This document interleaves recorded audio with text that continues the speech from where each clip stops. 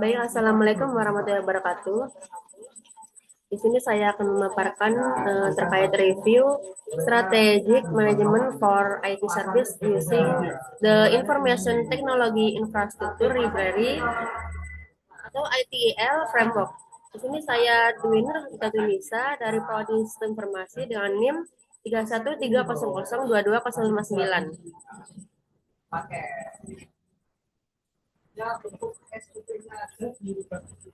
Kemudian agenda overview yang pertama ada abstrak, yang kedua introduction, yang ketiga literature review, yang keempat research methodology, yang kelima result and discussion, yang keenam conclusion.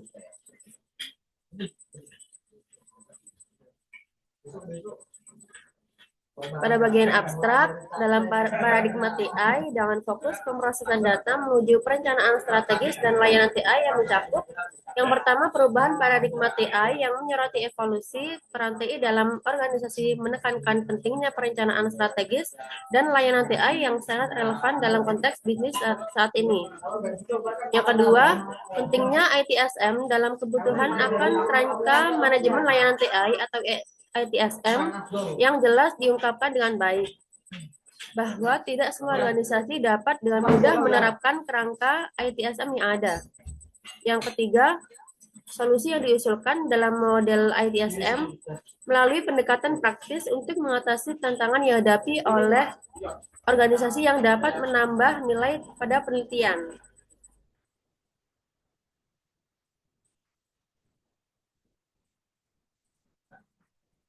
Kemudian yang keempat, penggunaan kerangka ITL atau Information Technology Infrastructure Library sebagai kerangka kerja yang banyak diadopsi memberikan dasar yang kuat untuk model yang diusulkan berlandaskan praktik terbaik yang sudah mapan. Yang kelima, model akan dikembangkan pada tahap strategi layanan, menunjukkan pendekatan yang terarah yang dapat membantu organisasi menyelaraskan layanan TI perusahaan dengan tujuan bisnis.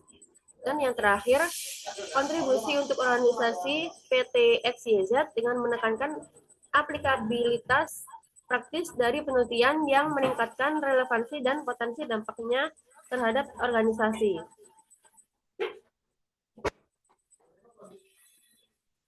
Kemudian introduction.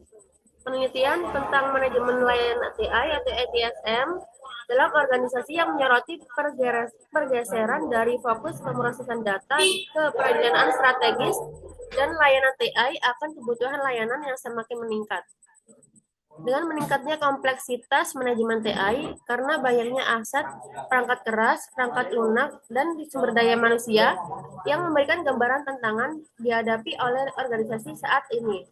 Maka peran ITSM adalah solusi untuk mengelola lingkungan yang kompleks.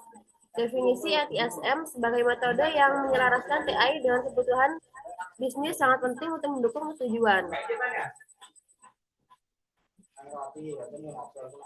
Kemudian riset metodologi di sini kami menggunakan kualitatif method dengan menggunakan pendekatan kualitatif yang berarti fokus utamanya adalah memahami fenomena secara mendalam dan menyeluruh dan bukan menghitung data secara numerik. Dalam konteks artikel ini, fenomena yang dikaji adalah etika penggunaan kecerdasan buatan atau AI dalam teknologi informasi. Pendekatan kualitatif dipilih karena sangat sesuai dengan mengeksplorasi nilai, norma, dan prinsip moral yang bersifat subjektif, yang tidak bisa diukur dengan angka. Pendekatan yang digunakan untuk menggali perilaku, persepsi, motivasi, dan tindakan manusia yang berhubungan dengan AI. Bahwa studi literatur yang dilakukan untuk mendapatkan landasan teori, memperkuat fokus penelitian, mengumpulkan informasi tentang etika dan implementasi AI dalam kehidupan nyata. Kemudian pada tahapan penelitian yang dijelaskan memiliki 5 tahapan utama yang juga ditunjukkan dalam gambar 1 alur penelitian. Yang pertama, identifikasi masalah pada tahap ini dengan menentukan masalah, yaitu bagaimana etika berperan dalam penggunaan teknologi kecerdasan buatan atau AI dalam bidang teknologi informasi yang menjadi dasar fokus untuk penelitian. Yang kedua, studi literatur. Peneliti mencari dan menelaah berbagai referensi yang relevan dengan topik. Tujuannya adalah untuk memperkuat teori dan mendapatkan berbagai sudut pandang tentang etika AI. Kemudian yang ketiga, pengumpulan data. Data akan dikumpulkan sepenuhnya dari literatur atau sumber sekunder, mencari informasi yang mendalam dan bervariasi dari artikel dan dokumen yang telah ada sebelumnya. Berbeda dengan penelitian lapangan yang mengumpulkan data langsung dari responden. Kemudian yang keempat, analisis deskriptif. Analisis yang digunakan adalah menggambarkan dan menjelaskan data secara sistematis dan mendalam. Dalam hal ini, peneliti tidak menghitung statistik, melainkan memaparkan situasi, kondisi, dan pandangan berdasarkan apa yang ditemukan dalam literatur. Penjelasan teknis hanya tentang bagaimana data dianalisis secara spesifik, misalnya menggunakan coding, tematisasi, atau mapping. Result and discussion. AI telah menjadi topik penting dan multidisipliner yang mempengaruhi ilmu komputer, etika, hukum, dan sosial. Oleh karena itu, pemahaman yang mendalam tentang etika dalam penggunaan AI sangat penting. AI diposisikan sebagai teknologi yang tidak hanya berdampak teknis, tapi juga sosial, sehingga pengumpulan data literatur dan berbagai sumber menjadi landasan untuk membahas topik ini secara komprehensif. Penulis menampilkan data investasi global dalam bidang AI dari dua sumber utama. Yang pertama, Prekins dan NetBuzzWorld. Data ini disajikan dalam bentuk grafik yang memperlihatkan tren peningkatan investasi dari tahun 2018 hingga 2021. Dengan penemuan utama, Prekins investasi meningkat dari 75,53 dolar miliar pada tahun 2018 menjadi 212,43 dolar miliar pada tahun 2021. NetBuzzWorld dengan investasi naik drastis dari 49,18 dolar miliar pada tahun 2018 ke 176,47 dolar miliar tahun 2021 dengan lonjakan yang besar di tahun 2020.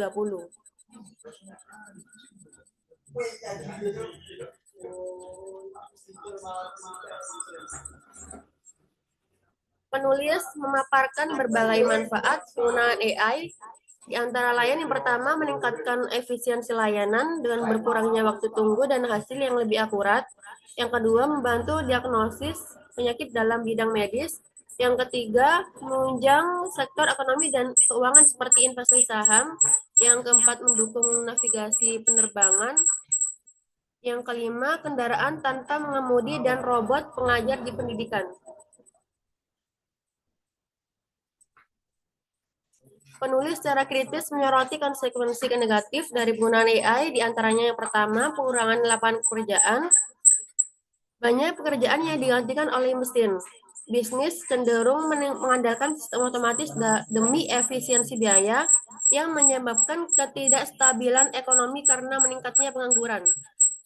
Penulis juga menyertakan data prediksi otomatisasi pekerjaan di ES dan Inggris dari 3 sumber, yaitu Frey dan Osborne, PwC, dan OECD. Dengan hasil Frey dan Osborne 47% dari US dan 35% dari UK. Yang kedua, PwC 38% dari US dan 30% dari UK.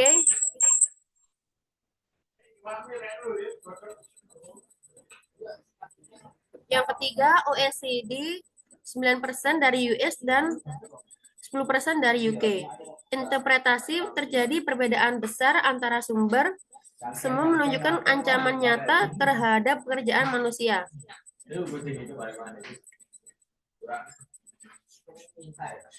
Ancaman keamanan dan privasi data. AI dapat digunakan untuk mengumpulkan dan menyalahgunakan data pribadi, seperti yang terjadi pada skandal Cambridge analitik. Penulis mengaitkan ini dengan pelanggaran hak privasi dalam media sosial seperti Facebook, Twitter, dan Instagram, yang disebutkan pula bahwa pasal 28G ayat 1 Undang-Undang 1945 menjamin hak atas perlindungan data pribadi. Penulis juga menekankan perlunya pengendalian privasi, edukasi digital, dan kehati-hatian pengguna dalam membagikan informasi pribadi. Yang ketiga, bias dan ketidakadilan algoritma. Pada sistem AI bisa bias karena data pelatihan yang tidak seimbang.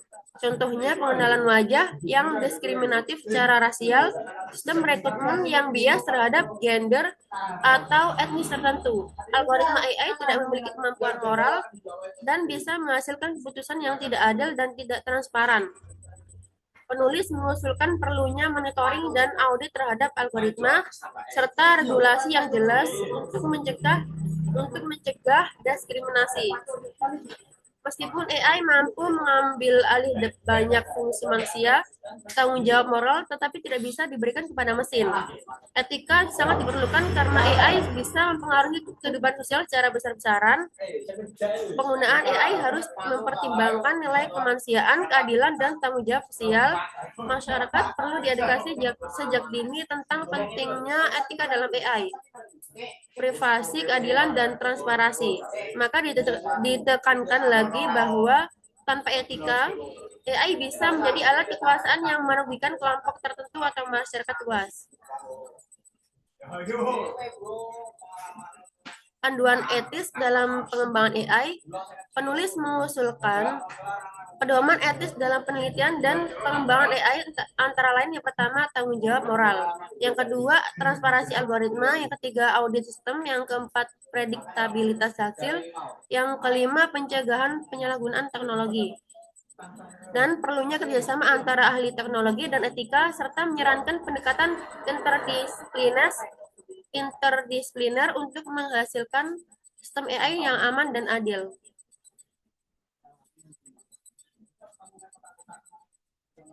Dan yang terakhir adalah kesimpulan, AI mengubah peran manusia dalam sistem. Penulis menyimpulkan bahwa kemajuan teknologi informasi dan komunikasi, khususnya AI, telah menyebabkan pergeseran peran manusia dalam sistem pengambilan keputusan dan pengendalian. Banyak tugas manusia yang kini bisa diotomatisasi oleh cerdas. AI mampu menggantikan fungsi manusia, tetapi ini memerlukan perhatian besar dari sisi etika dan moralitas. Lonjakan investasi global pada AI terjadi peningkatan besar investasi AI pada tahun 2018 hingga 2021 berdasarkan data dari Prinkin dan NetBuzzFeed bahwa AI menjadi sektor strategis global meskipun investasi tinggi menandakan perkembangan positif yang dampaknya terhadap masyarakat perlu dikendalikan secara bijak. Ancaman terhadap lapangan kerja, AI dapat menyebabkan otomatisasi besar-besaran pada pekerjaan manusia. Prediksi dari Frey dan Osborne, PwC, dan OECD menunjukkan bahwa pada tahun 2030, sebagian besar pekerjaan akan tergantikan oleh teknologi, terutama di negara maju seperti AS dan Inggris. Ancaman nyata bagi ketenagakerjaan dan menimbulkan dampak sosial dan ekonomi seperti pengangguran dan ketimpangan sosial.